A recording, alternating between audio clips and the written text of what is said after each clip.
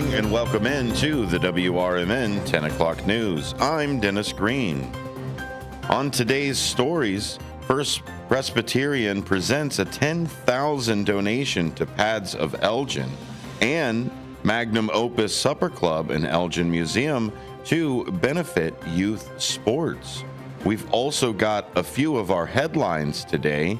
Headlines coming in like report offers mixed review of educational progress in Illinois, and a new legislation could bench Bears' plans for a stadium. Before we get into that, let's go through our weather. It's currently 62 degrees here in the Fox River Valley. As we march our way up into this partly cloudy day, to 69 for our high and a low of 55. Tomorrow, those cloud covers stay around and we get a high of 76 and a low of 61. Showers are expected on Saturday and Sunday as temperatures drop to a high of 67 on Saturday and a high of 58 on Sunday. Let's go down our lottery numbers of Wednesday, October 15th. Here are the results. Good luck. Midday pick 3 comes in at 7, 4, 3 with a 7 on the end. And the midday pick 4 comes in at 2, 7, 4, 4, followed by a 1. Evening pick 3 comes in at 0, 9, 0 with a 2 on the end there. And the evening pick 4, 4, 9, 1, 8 with a 2 kicker. Mid lucky comes in at 5, 21, 27, 31, 41. And the evening lucky comes in at 15, 17, 19, 22, 28. Powerball for Wednesday was 10, 13, 28, 34, 47, with a final number of 15. Good luck, everyone, and remember, you have up to 1 year to claim your prize. No injuries were reported in an Oak Brook Terrace house fire on Tuesday night that left the home uninhabitable. Firefighters were called to a one-story single-family house on the 17W 200 block of Lay Road about 9 p.m. Flames and smoke were visible from a rear bedroom, and a resident had safely escaped before firefighters arrived. Fire officials said the resident was alerted by smoke detector, and the house sustained significant fire and smoke damage. The cause of the fire remains under investigation, authorities say. When we come back, we'll talk about some of our headline stories here, but also take a peek into Elgin. The First Presbyterian Church presented $10,000 donation to Pads of Elgin. And, of course, some more Elgin benefits happening from the Magnum Opus Supper Club at the Elgin Museum. So stick around for more WRMN 10 o'clock news here on the Voice of the Valley and the Talk of the Town, WRMN 1410.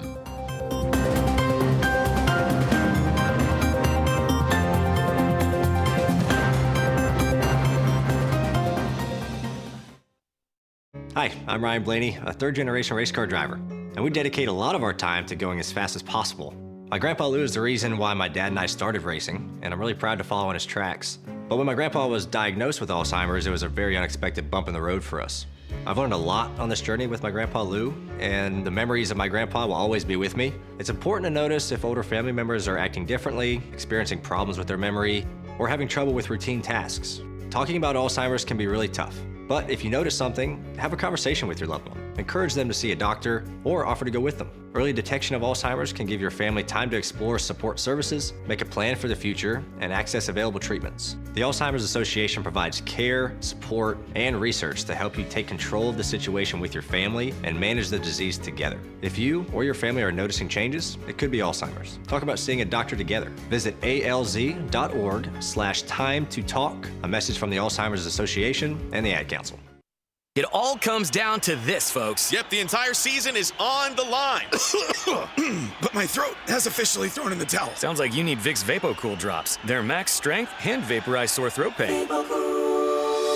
Whoa! These VapoCool drops hit fast. Speaking of fast, did you just see that play? Yeah, he vaporized that ball. That pun should have come with a penalty. Vaporize sore throat pain with Vicks VapoCool drops. Use as directed. It's easier than you think for pests to threaten your family's health. Ticks, which spread dangerous diseases, hide in tall grasses and even on your pets. Rodents easily invade your home, contaminate food, and can carry more than 35 diseases. Mosquitoes, which breed in standing water, transmit many diseases. Get the facts you need to protect your family at pestworld.org. It's that easy. A public service message from the National Pest Management Association.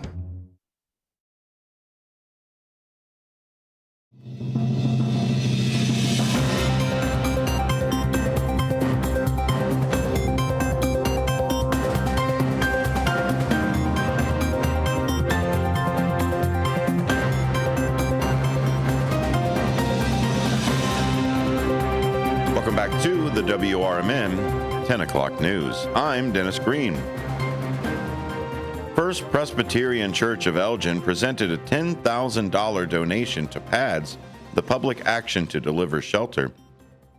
On September 24th, PADS is a non-profit organization dedicated to respectfully and compassionately empower persons and families in need of housing to become self-sustaining.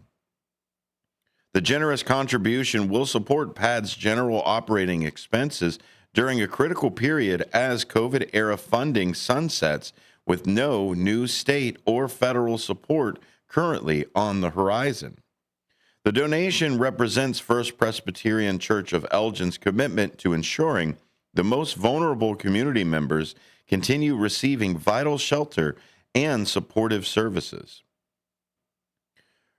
Reverend Cornelius of First Presbyterian Church stated, "Our mission as followers of Jesus is to express God's love for all people and God's creation by promoting justice, loving kindness, and walking humbly with God. To that extent, we follow our calling as a Matthew 25 church to feed the hungry, house the homeless, and welcome the sojourner, and visit the sick and imprisoned." Giving to PADS was a very concrete way for us to live out our call as Christians. During the 24-25 fiscal year, PADS has made a remarkable impact in the community, providing 12,397 nights of shelter and serving 37,190 meals to guests. The organization sheltered 137 guests, including 21 children, and housed 38 individuals in stable living conditions. PADS also extended its reach beyond shelter walls, serving 3,205 outreach meals to those in need. The majority of PADS guests come from Elgin Township at 69%, followed by Dundee Township at 14%, with additional clients from Hanover, Rutland Township, and surrounding areas. PADS Executive Director Katie Shaw Thompson said, "First Presbyterian Church has been a longtime force for good in our community, and I am so glad to call them partners in delivering shelter to those who need it in northern Kane County. These funds will make an immediate and lasting impact in the lives of families and individuals experiencing homelessness." PAD's mission is to respectfully and compassionately empower persons and families who are in need of housing to become self-sustaining by providing shelter, needed services, and professional guidance. First Presbyterian Church of Elgin is committed to serving the community through faith-based outreach and charitable giving. PADS of Elgin provides emergency shelter, supportive services, and advocacy for individuals and families experiencing homelessness in Kane County. Through shelter operations, case management, and community partnerships, PADS works to break the cycle of homelessness and help guests achieve housing stability. For more information, visit padsofelgin.org. That's PADSOFELGIN.org. On to our other story about help in Elgin. The Magnum Opus Supper Club at the Elgin Museum, there to benefit youth sports. On Saturday, November 15th, the Elgin History Museum will host the Magnum Opus Supper Club, an exclusive evening of fine dining, entertainment, and community building. Curated by Terrell Tomlin, a renowned chef Nick B., the evening will feature a 5-course gourmet dinner paired with premium drinks and live entertainment in one of Elgin's most historic venues. The Magnum Opus Supper Club is more than just dinner. It's an experience. Guests will enjoy an upscale evening designed for networking with local professionals, community leaders, and change makers, while supporting a great cause.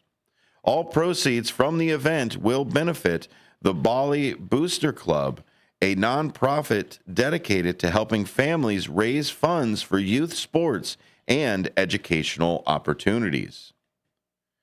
The organization was founded by the Tomlin family in memory of Bali, a beloved family member whose legacy always inspired giving back to the community.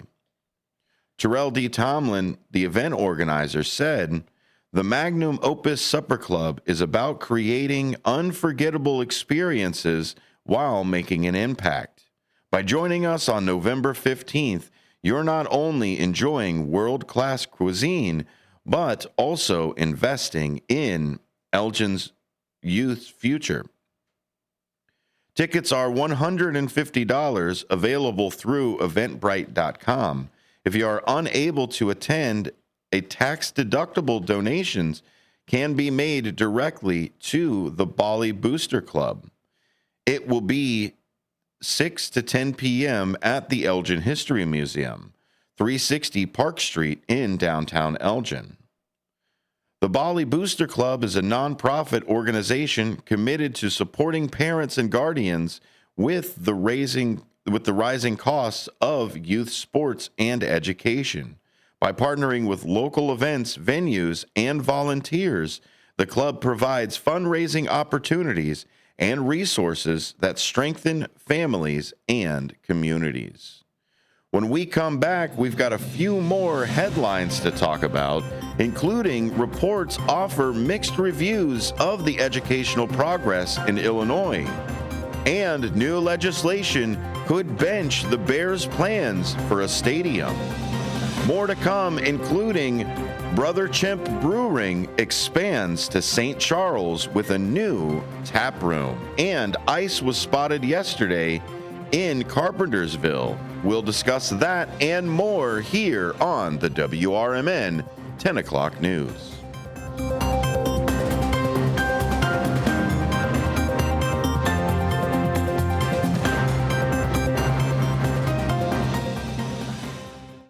Do you own an annuity, either fixed rate, indexed, or variable?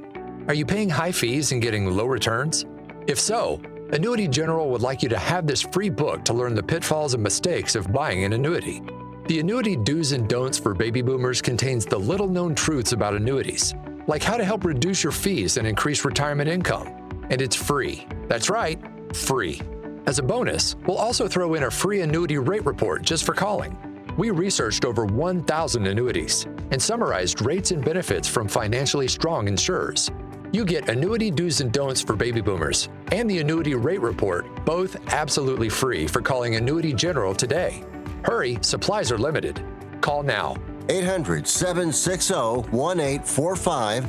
800-760-1845. 800-760-1845. That's 800-760-1845.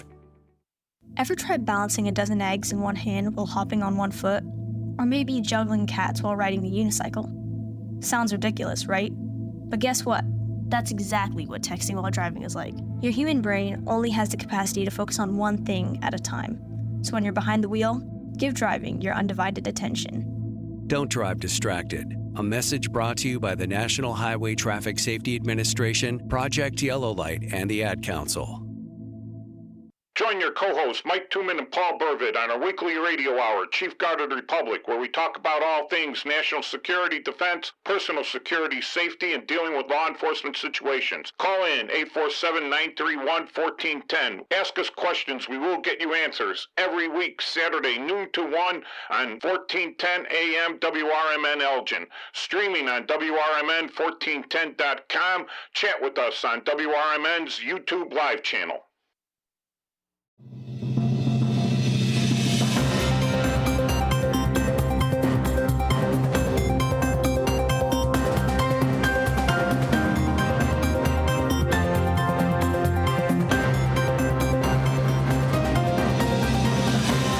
Welcome back to the WRMN 10 o'clock news. I'm Dennis Green.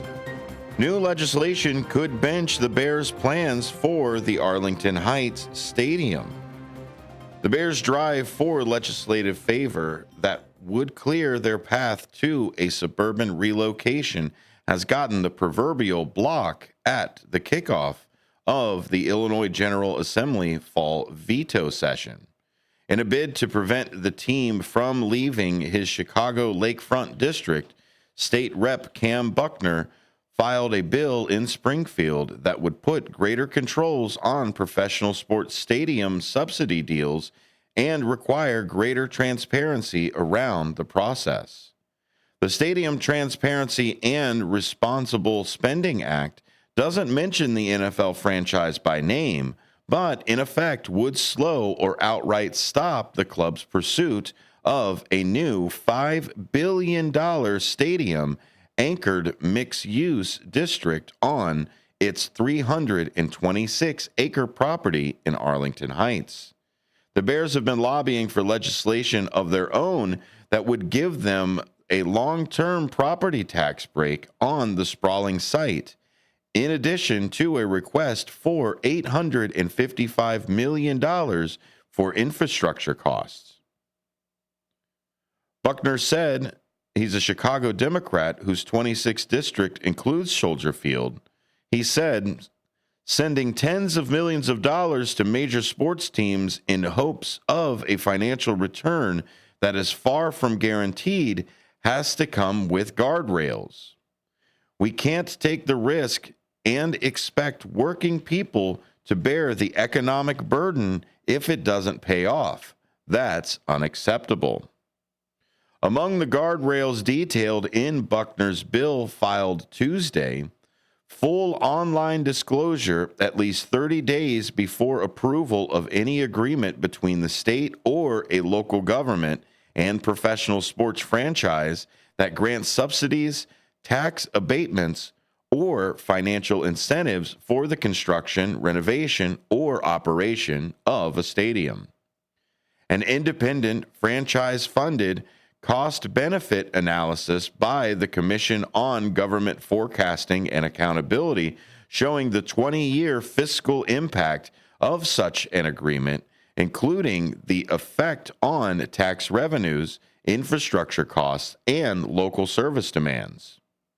2 public hearings in the community where officials from school districts, libraries, and public safety agencies would be invited to testify about revenue impacts, and annual public reports on the number of jobs created, tax revenue generated, and community benefits delivered. If the agreement reduces property tax revenues through abatements or assessment freezes, the team must reimburse public schools, libraries, fire, police, and emergency services for any loss of funding. If the franchise moves or fails to meet community or economic commitments in the agreement, it must repay all subsidies in full with interest. The last provisions would seem to complicate Bears-backed mega project legislation, which would allow the teams to negotiate with local taxing authorities, including school districts, over the amount of taxes that should be paid on the old Arlington Park racetrack site for up to 40 years.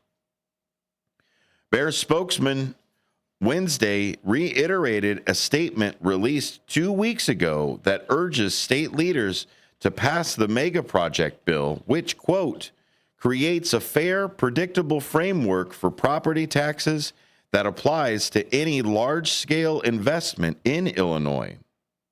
According to the Bears' statement, with this certainty, we can move forward ensuring this once-in-a-generation project becomes a reality that delivers its full potential for fans and communities across the state.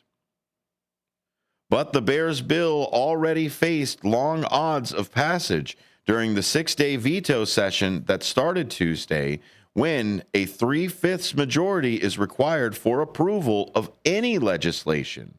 All indications are lawmakers will punt the issue until next year. Senate President Don Harmon told Capitol News Illinois the Bears should consider the veto session a bye week. Governor J.B. Pritzker, who said he prefers the Bears remain within city limits, has expressed support for the mega project concept, but in September declared it a prerequisite for the Bears to first pay off some $500 million still owed for the 2003 Soldier Field renovations. In a frequently asked questions section of a new Arlington Park Stadium website, the Bears say they aren't responsible for the outstanding debt held by the Illinois Sports Facilities Authority, which issued bonds backed by a 2% Chicago hotel tax to pay for the Soldier Field work. Team officials said they contributed $2 million as a primary tenant of the Chicago Park District-owned stadium, but they have no control or say how the ISFA's debt is structured, managed, or paid. But when we come back, we will talk more about our headlines here of the report was offered mixed reviews on the educational progress here in Illinois. Brother Trimp Brewery is also expanding to St. Charles, and we've got a few other local stories about immigration and the ICE operations in Carpentersville yesterday. You're listening to the WRMN 10 o'clock news. We'll be right back.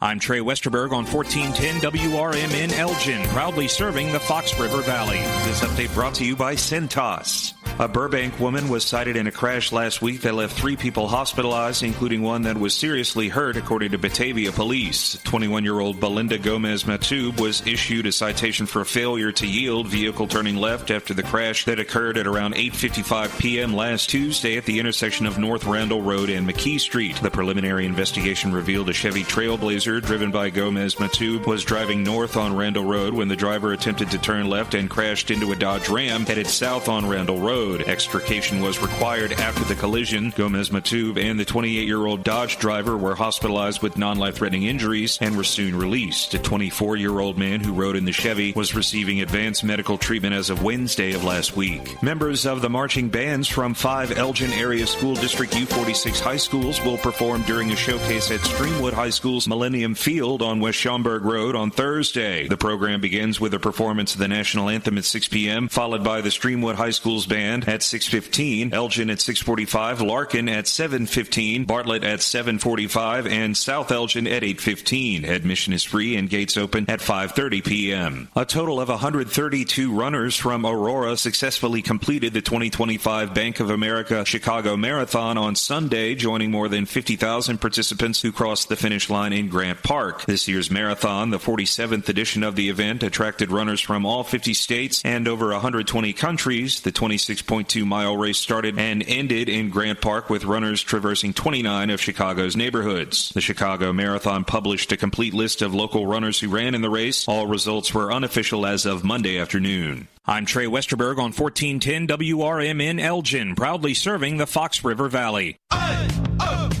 Let's go! You're still glowing, flirting, grooving. You still got it. But your immune system weakens as you age, making it harder to fight flu, pneumococcal pneumonia, RSV, and COVID-19. Vaccines are a key part of any health routine and help strengthen your immune response. Ask your doctor or pharmacist which vaccines you need. Schedule in minutes at vaxassist.com. Sponsored by Pfizer. Progressive's Auto Quote Explorer lets you easily compare direct rates from different insurance companies, so you can be confident you're getting the right one, even if it's not with Progressive. Way more confident than you were when you tried online gaming. Who knew 12-year-old boys could be so mean? And where did they learn to swear like that? 2 hours of losing to these underage trash talkers, and you're starting to question if maybe you really should stick to pickleball and other boomer stuff. So use Progressive's Auto Quote Explorer and be confident you're getting insurance that's right for you. Progressive Casualty Insurance Company and affiliates. Not available in all states or situations. Prices vary based on how you buy. For nearly 50 years, the DuPage Senior Citizens Council and Kane Senior Council have been dedicated to serving seniors in DuPage and Kane counties. Established in 1975, the DuPage Senior Citizens Council is a volunteer-driven 501c3 non-for-profit organization committed to helping older adults live with dignity. From providing nutritious meals to offering support services, the Kane Senior Council is there every step of the way. With programs designed to enhance independence and quality of life, they're proud to make a difference in the lives of their senior neighbors. To learn more or to volunteer, visit them at 418B Airport Road in Elgin or head to their website at caneseniorcouncil.org. Give them a call at 630-338-0999. That's 630-338-0999. That's the Kane Senior Council, caring for seniors because they deserve to live with dignity and respect. Visit caneseniorcouncil.org or call 630-338-0999 today. This is Sarah Silver with your Fox Valley forecast. Today, mostly cloudy with a slight chance of rain showers after 4 p.m. and a high near 69. This afternoon, temperatures falling to around 66. Tonight, mostly cloudy with a slight chance of rain showers after 1 a.m. and a low around 55. Currently, it is 60 and mainly clear. I'm Sarah Silver on the Talk of the Town, WRMN.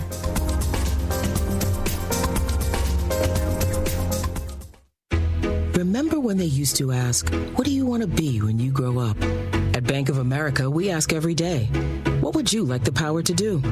When you work here, you help build businesses, inspire communities, and forge legacies. And now we've raised our U.S. minimum wage to $25 an hour. So the opportunity to do more also comes with competitive pay. Learn more at bankofamerica.com/25. Bank of America, proud to be an equal opportunity employer.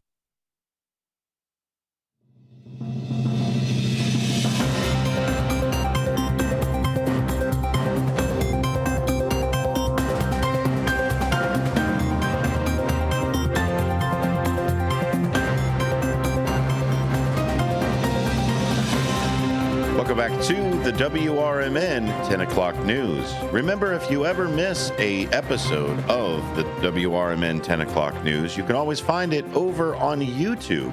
That's youtube.com/WRMN radio. Find the playlist there. It gets posted right at 11, right after the news is over. You can always watch it live right there on YouTube as well. Let's get into our headline story of the day. It's currently 63 degrees here in the Fox River Valley as the sun begins to peak up as we head over to a high of 69. A report offers mixed review of educational progress in Illinois. A new report about education in Illinois suggests the state has made significant progress in key areas, from readying toddlers for kindergarten to helping young adults earn college degrees or industry certificates before entering the workforce. But it also shows that despite billions of dollars in additional spending on K through 12 education, proficiency rates in reading, writing, and math have stagnated and in some cases have declined. In fact, a fact that mirrors national trends. Those findings are reported in the 2025 edition of The State We're In, a biennial project of the nonpartisan research and advocacy group Advance Illinois. The report looks at measurements across the spectrum of education, from birth through college and professional school. It examines inputs such as staffing and funding, as well as outcomes like proficiency rates and overall educational attainment. Robin Steens, president of Advance Illinois, said in an interview that while there is significant cause for concern in some areas, quote, overall educational attainment in Illinois continues to move in the right direction, and it does so for every single group. In 2009, state lawmakers established the Illinois P20 Council to bring together multiple state agencies, educational institutions, local schools, community groups, employers, and citizens to identify needed reforms and make recommendations for improving the quality of education in the state. The P stands for preschool, and 20 refers to grade 20 or education after college.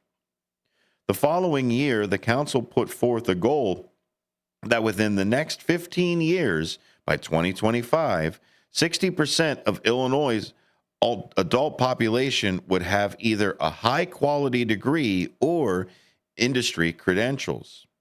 According to this year's report, Illinois appears to have fallen just short of meeting that goal.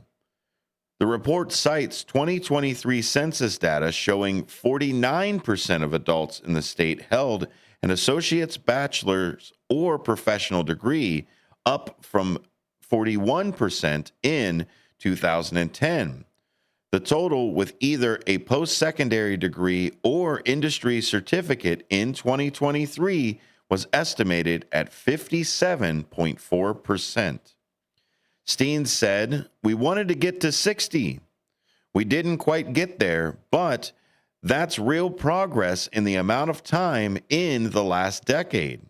What I like about it is that not only are we seeing higher attainment levels, not only has that been steady, but it has been across all groups." The report did note that college attainment rates grew across the board from 2010 to 2012, including among Black and Hispanic residents, but racial gaps persisted. By 2023, 37% of Black adults and 28% of Hispanic adults held an associate's or higher degree, compared with 54% of white adults. At the same time, however, the report also noted that post-secondary enrollments has been declining in Illinois, suggesting the possibility that the number of graduates is unlikely to grow in the future. Part of that, but not all, is due to declining birth rates, the report said. Post-secondary enrollment in Illinois peaked in 2010 at just over 1 million students. By 2023, that number had fallen 28% to about 774,000. 1,000. Over that same period, the percentage of high school students enrolling in college within 16 months of graduation dropped from 71% to 66.8%. One of the main factors driving the drop in enrollment, the report states, is affordability.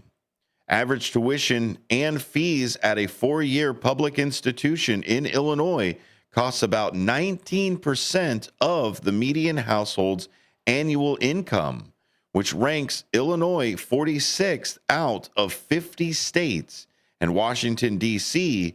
on the affordability scale. The relatively high tuition costs in Illinois are largely the result of low state support. In 2023, Illinois' funding of public universities and community colleges came to $202,446 per student, again ranking in that low 48th in the nation. During the 2025 spring legislative session, Advance Illinois pushed for legislation to overhaul the state's higher education funding system, putting universities on a formula-based funding system similar to the way the state now funds K-12 school districts. Although that legislation stalled in the spring session, Steen said the organization would continue to push for it in the months ahead. "We are 1,000% going to continue to push for that," she said. "It's absolutely essential." K-12 achievements. In 2017, Illinois lawmakers overhauled the way the state funds K-12 education, enacting what's known as the Evidence-Based Funding Formula, or EBF. That plan lays out a formula to determining an adequate level of funding for each school district.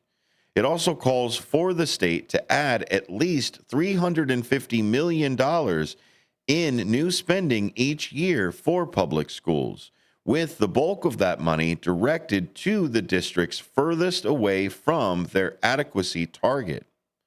The money is used to pay for things that have been shown to improve educational outcomes, such as reduced class sizes and hiring support staff. Part of that money is also earmarked for property tax relief in high-tax districts. As a result of that law, the state now allocates $2.8 billion more to the EBF each year than when it first enacted. And according to the report, that new money has produced benefits, especially for districts that were the most underfunded. Steen said, "One of the things that's showing up in the data is that those districts that were deeply underfunded and severely understaffed were adding teachers, adding counselors, and adding social workers. It's good that they're in a position to do that." In 2019, according to the report, state per pupil spending for K-12 education averaged $7,727, ranking 23rd in the nation. By 2023, spending had grown to $9,202, ranking 18th nationally. But the extent to which the money has helped improve educational outcomes is less certain. Using data from the National Assessment of Educational Progress, or NAEP exam, also known as the nation's report card, the report shows there has been little improvements in students' essential skills in English language arts and math. In 2024, the most recent year those tests were administered, roughly a third of the state's 4th and 8th graders scored at or above proficiency in reading and math, a rate that has changed little over the previous 20 years. Steens, however, sees a silver lining. While proficiency rates in Illinois have remained flat, they have also flattened out or even declined in other states, which has had the effect of boosting Illinois' national ranking. Stearns said, by holding steady, we are now doing much better than most other states. She said the Illinois students demonstrate solid growth as they progress through school. To read more about this and other focused highlights, read the Daily Herald. That's thedailyherald.com. When we come back, we'll talk about a few of the immigration side of the news here, where ICE activity in Carpentersville was outside of a village hall. Also, top Cook County judge bars civil immigration arrests at the courthouses. And ex-Harvest pastor settles a defamation suit against a radio host, Mancow Muller. Stick around for more WRMN 10 o'clock news. I'm Dennis Green.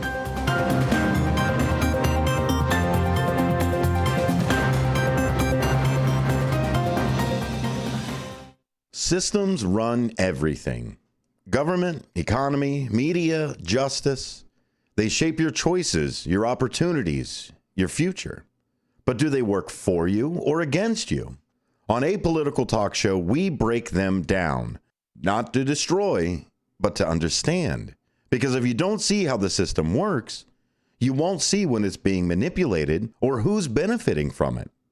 Power belongs to those who know the rules, challenge the loopholes, and demand accountability. That starts with knowledge. That starts here. Join us weekdays from 4 to 6 p.m. as we uncover what's really happening behind the headlines, so you can decide for yourself what's fair, what's broken, and what needs to change. Apolitical Talk Show, breaking down the systems to build them up together. Right here, weekdays 4 to 6 on WRMN, the talk of the town. Nobody had to tell your grandparents not to drive while using their typewriters. Why should it be any different for us kids and our cell phones? Distracted driving was the cause of more than 3,000 deaths in 2022. Come on, we're smarter than this. Let's put down the phones and focus on the roads. Drive safe, everybody. Don't drive distracted. A message brought to you by the National Highway Traffic Safety Administration, Project Yellow Light, and the Ad Council. Did you get a call or message that mentioned Social Security that made you feel threatened or scared? That is not the Social Security Administration. Social Security will not threaten you, press you for personal information, or demand instant payment. Social Security does not accept payments by gift card, prepaid debit card, internet currency, or by mailing cash. Criminals use these forms of payment because they are hard to trace. Don't fall for it. Hang up, ignore them. Report this criminal activity to oig.ssa.gov. Produced at U.S. taxpayer expense.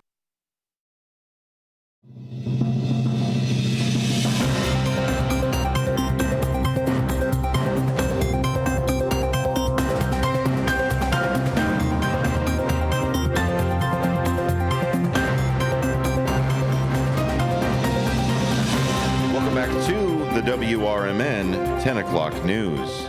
We've just gotten reports here that there is ICE activity near the Gail Borden Library here in downtown Elgin. Please be advised that they are there with vehicles and traffic as well. When we get into that, let's also get into our top story for the Cook County civil judge. A Cook County Circuit Judge, Timothy Evans, has signed an order barring civil arrests of people while at county courts, a common tactic used by federal immigration agents to detain people. The order took effect Wednesday and bars the civil arrest of any, quote, party witness or potential witnesses while going to, remaining, or returning from court proceedings inside the courthouse or the larger property, such as parking lots, sidewalks, or entryways. Judicial warrants can still be executed, however. The order states the fair administration of justice requires that courts remain open and accessible, and that litigants and witnesses may appear without fear of civil arrest. The common law has long recognized this privilege to ensure individuals can fulfill legal duties without risking further legal jeopardy. It comes about 2 weeks after the Cook County Public Defender's Office and legal aid organizations made a call for the action, saying clients were avoiding court out of fear of being detained by federal immigration authorities. At least 2 people were detained by federal immigration agents outside the Rolling Meadows courthouse Tuesday morning, according to a witness account and video shared with the Sun-Times. To read a full report, visit chicago.suntimes.com. Yesterday, there was also ICE activity in Carpentersville outside Village Hall near Dundee Crown High School. The agents from U.S. Immigration and Custom Enforcement were outside Carpentersville Village Hall on Wednesday, according to social media posts from the local police department. Residents also reported online that ICE agents were in the vicinity of the Dundee Crown High School in Carpentersville, Algonquin-based community. Unite District 300 officials said in an email to parents that ICE agents were not on district property.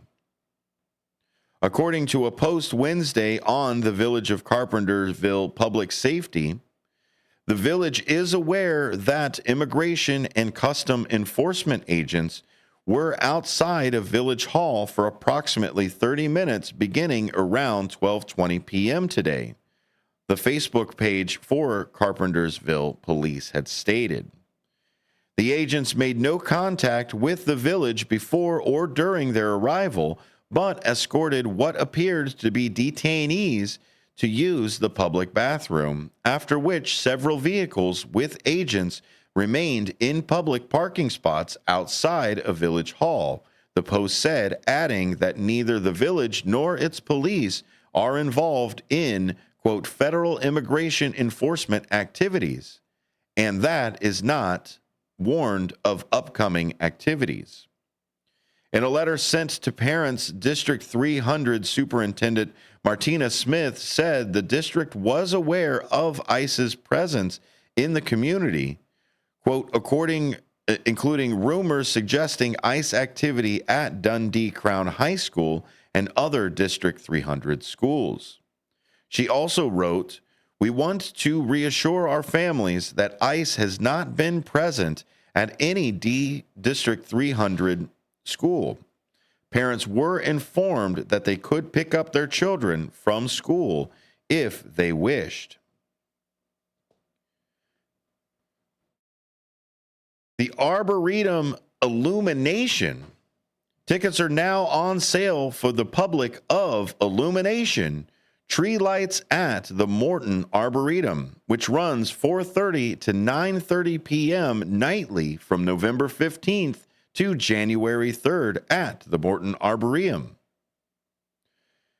This year's presentation, viewable from an ADA-compliant 1-mile paved path through the gardens and landscapes, will offer 19 immersive color displays, including 4 animals, sculptures from the Arboretum's latest outdoor exhibition, Vivid Creatures, by artists Heather Begets and Fez Begets. Overall, visitors can experience 50 acres of the Arboretum's trees and a display of color, light, and sound. Visit mortonarb.org/illumination. And Arlington Heights is having an open house. The Arlington Heights Police, Fire, and Public Works Departments host community open house from 10 a.m. to 2 p.m. Saturday, October 18th at the Public Works facility at 222 North Ridge Avenue. Visitors can get up close to village vehicles, meet staff members and police dogs, see demonstrations, try on gear, and learn about public safety. Bring rechargeable battery-operated items for safe disposal, including vapes, e-cigarettes, cell phones, laptops, and tablets, portable chargers, cordless tools, and equipment, wireless earbuds and headphones, Bluetooth speakers and smart devices, electronic toys, and cameras. When lithium-ion batteries are crushed or exposed to heat, they can cause fires in garbage or recycling trucks and at waste management facilities. With that, there's also a prescription drop-off. State Representative Steve Reck and Cary Police Department host a free prescription drug drop-off from 10 a.m. to 2 p.m. Saturday, October 25th at the Cary Municipal Center at 755 Georgetown Drive. The No Questions Asked program is conducted in coordination with the U.S. Drug Enforcement Administration to ensure proper, environmentally safe disposal of prescription medications. Needles, liquids, and illicit drugs will not be accepted. For details, call Representative Reck's district office at 815-880-5340. And finally, our last story of the day here on the WRMN 10 o'clock news. Brother Chimp Brewing expanded to St. Charles with a new tap room. The booming local beer scene in St. Charles will get another player Friday when Brother Chimp Brewing opens its tap room. The North Aurora Brewery, whose credo is craft beers that taste like beer, takes over the spot formerly occupied by D&G Brewing at 303 North 4th Street, Suite A. Stephen Newman, owner and founder of Brother Chimp, it was too good an opportunity to pass up to be able to get in a great and established location that had done well for a number of years. The brewery specializes in traditional lagers, ales, and Belgian-style brews, as well as IPAs like its Tropical Chimp Hazy. The North Aurora location opened in 2020. For more information about all of the different happenings here in the Fox River Valley and beyond, go to the Daily Herald, thedailyherald.com, or visit the Sun-Times at chicago.suntimes.com, or go to Shaw Local, another fantastic source for information here. Thanks for listening to the WRMN 10 o'clock news. Stand by for Out to Lunch with Matt McNeil. I'm Dennis Green. I'll be back tomorrow with more here on WRMN 1410 AM.